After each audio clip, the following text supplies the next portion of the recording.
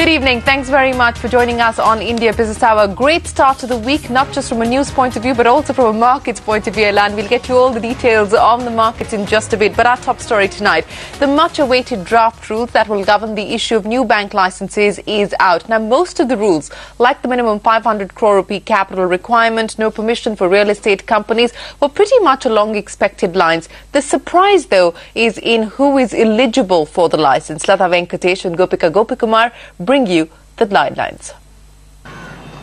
The RBI's draft rules that will govern who will get new bank licenses has thrown some shocks. No group of company with more than 10% of revenues coming from broking or real estate will be eligible. That rules out a bunch of broking aspirants. What's worse, the central bank says promoter groups who want to set up banks must have diversified ownership, professional management, adequate corporate governance and 10-year successful track record. This, while excluding some young aspirants, also makes the entire choice discretionary. Among the other key rules are that the promoter group has to set up a holding company that does nothing but hold the bank and other financial companies of the group. The promoter has to bring down his stake to 40% in 2 years, 20% in 10 years and 15% in 12 years. Foreign holding in the bank may be no more than 49%. At least 50% of the directors will be independent. The minimum capital requirement will be 500 crores and the promoter shall provide a game plan to achieve financial inclusion. Well, those are the guidelines now. Latha Venkatesh, our banking editor, joins us with more details. Latha, we've been waiting for these guidelines, most along expected lines, but some key points like diversified ownership and the fact that broking entities have been left out altogether, that's not going to go down well, is it? No, it isn't, because most of the aspirants were people with large broking practices and they were eyeing this, this cheap capital that be available if they could gather deposits.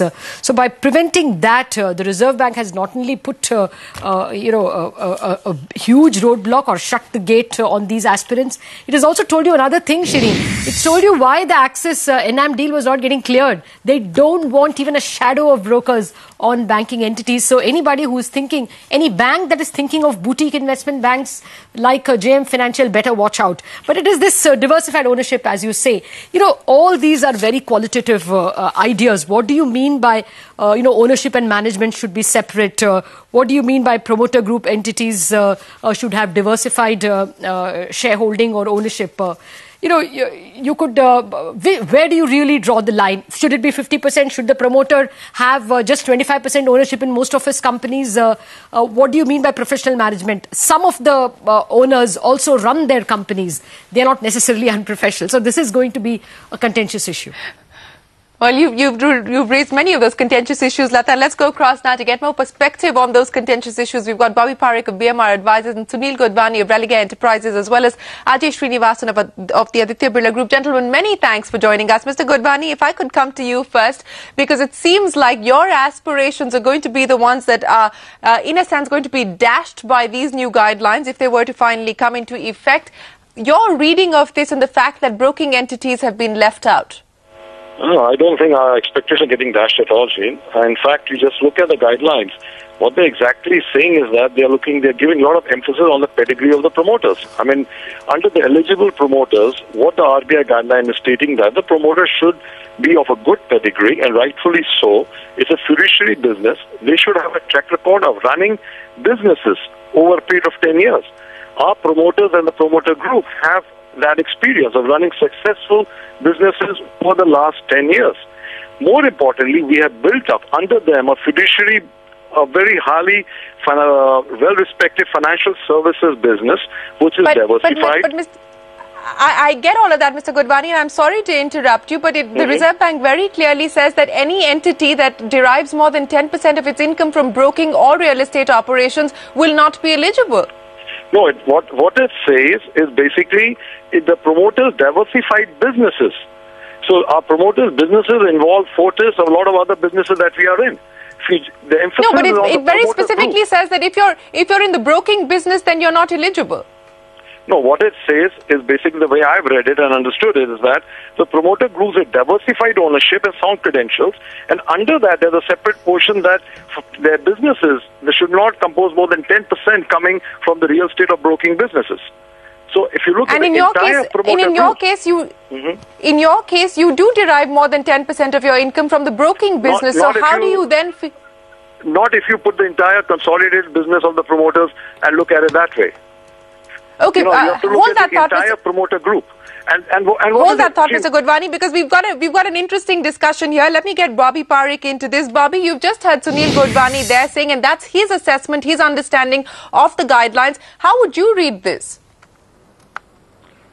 I think at least my read of the guidelines seems to align with what Sunil just summarized. I think that the real estate and the broking references and the turnover references are to 10% of the total group, and so you'd have to look at all the group's activities and see if these activities, the assets or the income from these activities constitutes 10% or more of the group's assets or income. And if not, then you ought to be eligible. So you believe that in this case we're talking about Religare. Religare would be eligible to apply for a banking license, even though what we've heard from the Reserve Bank very clearly seems to suggest at this point in time. And again, I'm going to get to the larger issue of where the Reserve Bank has not clarified what it really means by diversified ownership. The point that Lata was also making, it doesn't clarify what it means by separating ownership from professional management. How do you read that, Bobby, before I get back to Mr. Godwani? I mean, that's a tricky one, and these are expressions which don't have any technical definition. So I would just say that the Reserve Bank will reserve the discretion to interpret these terms, and they will sort of exercise their judgment in terms of whether whether there is a distinction, whether it is a so-called promoter-run company or whether it's a professionally managed company. I mean, these terms are used very loosely, but when they form parts of guidelines and they form parts of eligibility conditions, they become difficult to interpret, and I don't think that there will be any I don't know if there will be any greater clarification. It will be reserved for Reserve Bank's judgment. Mr. Godwani, does that not worry you, as we've been discussing through the evening, that the Reserve Bank has not clarified what it means by diversified ownership? It does not clarify what it means by this business of separation of ownership from professional management, what it means by professional management. Do you not fear the fact that there is going to be a lot of discretion at the hands of the Reserve Bank, and hence people like you perhaps are not going to be particularly happy with what the end results may be for you? I think, Shrin, to very honestly, to admit the fact, yes, there will be discretion at the hands of the Reserve Bank. They are the governing, the regulatory authority for this. But in my mind, I'm very clear is that what they are talking about is non-operative holding company. That's what Religare is. We do not have the promoter sitting on a board. We have segregated ownership versus management. And it is a professionally run company with a full understanding of the fiduciary business and the responsibilities that encompasses. That is what basically Reserve Bank is talking about. Of course, I do agree. There is a lot of clarity that will come up, and we have to be, sensitive on the fact this is a draft guideline.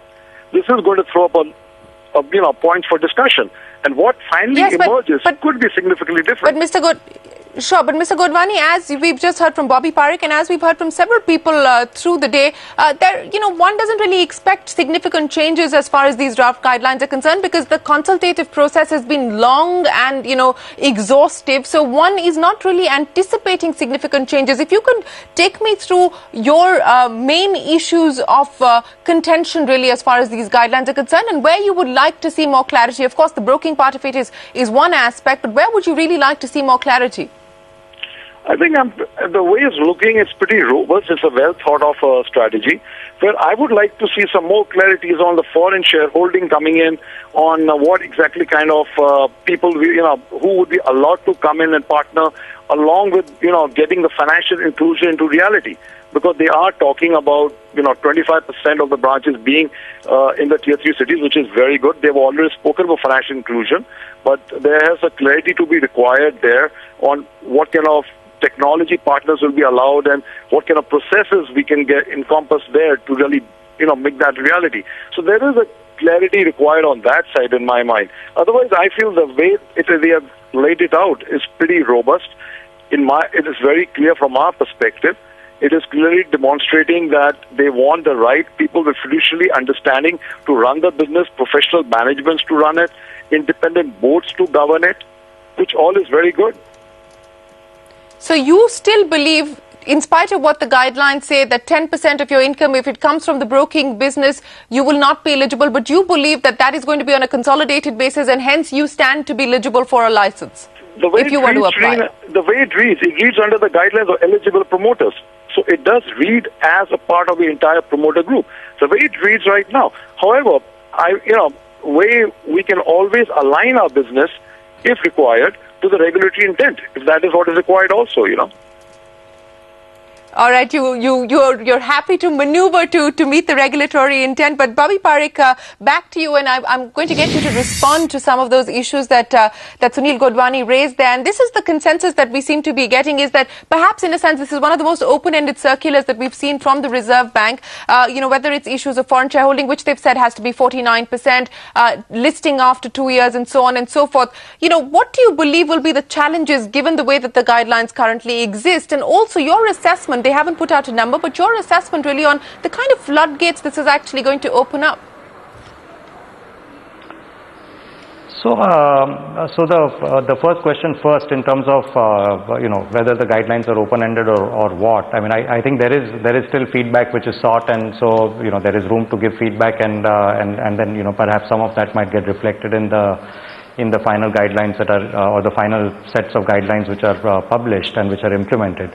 But really, on the matters that we were discussing in terms of some of these aspects about what will constitute in effect fit and proper is something which I think will always remain Reserve Bank's judgment, and that I would reckon is probably the prerogative of central banks to determine who is fit to receive a banking license and who's not, and then there's only so much that you can spell out with precision.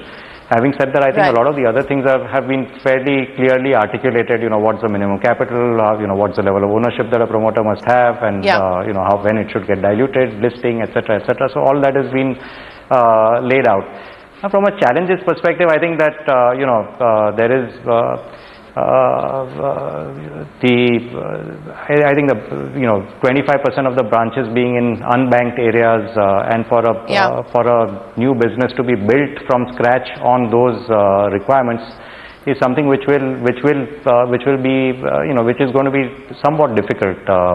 This 25% unbanked requirement is there for all banks today, but it's a requirement which has come in relatively recently, and so banks have had time to be able to scale up their operations before they go into these unbanked areas. It will be a challenge. Whereas for new banks, they'll have to go in pretty much from day one. Sure. So I think that's going to be tricky. Okay, let me just bring in Ajay Srinivasan of the Aditya Birla Group also. Ajay, many thanks for joining us. Very quickly, what's your assessment of the guidelines as you see them? Well, I think it's a good step, clearly a thrust to financial inclusion that's clearly coming out, and I think it builds on RBI's experience with the whole banking sector in the past, as well as all the inputs that it's got from people to the earlier guidelines. So all in all, a very favorable step forward, I think. Ajay, very quickly, let me ask you on this contentious issue of diversified ownership, because there have been reservations expressed by several people on that matter. Where do you currently stand? Yeah, I think things will become clearer as discussions progress and as the guideline gets discussed. So there will be issues that will be not clear to everybody that I think will get discussed. But I think the whole concept of diversified ownership is probably linked to listing of entities. Because as long as entities are listed, my sense is that, in a sense, they are diversified and widely held. So are you certain now that you're going to be throwing your hat into the ring, the Aditya Birla Bank?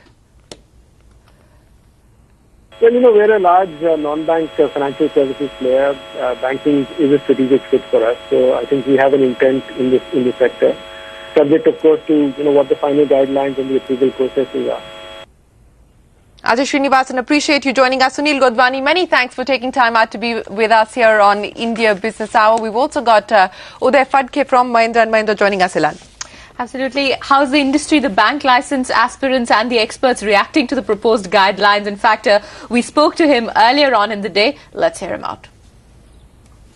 Okay, so what I would like to say is that certainly Mahindra Group is very keen to explore obtaining a banking license. Prima facie reading of the guidelines suggests that we seem to be meeting most of the guidelines, but we will have to study each of the guidelines in depth. There could be some clarifications required, some interpretations required. So I don't really want to make any conclusive statement, but feels like, seems that the guidelines are positive for us. These seem to be in line with what has been discussed, and hence overall it is positive that companies like us, I think, will be eligible to apply. Now we need to study these in much greater detail to really see if there are areas which bother us or not. According to me, my instinctive read of this is that what they are actually, they have a no-go list in the sense that people who have an exposure in real estate broking are out or any significant exposure. And other than that, I'd say the field is wide open for people to apply.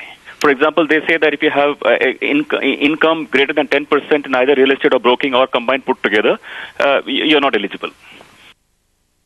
What they have clearly defined are the boundaries. What has happened in respect of some of the banks, private sector banks, whom we know that what kind of ownership is there domestically and what kind of ownership is there outside the country.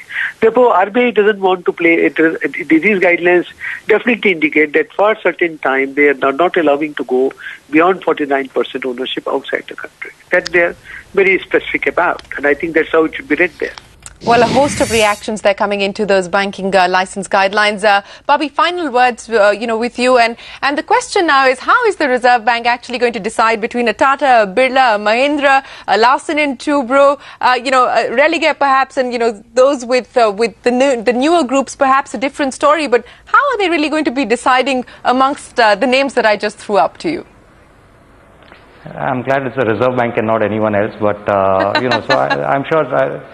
they have enough ability to do. I mean, they have enough experience in doing this, and they have enough sort of wisdom in being able to navigate through this stuff. I mean, there's a high-level committee that they have, which will provide some inputs, and then the Reserve Bank will sort of apply its own judgment, and it will be judgment at the end of the day that the Reserve Bank will apply in terms of who is fit, who is proper, who do they feel will safely and soundly run a banking operation. And that's a call which they will make, and I think that it will involve an exercise of discretion, which I think they have demonstrated over the years that they are capable of doing. All right, Bobby, we'll have to leave it there. Appreciate you joining us here on India Business Hour. So that's the big story tonight.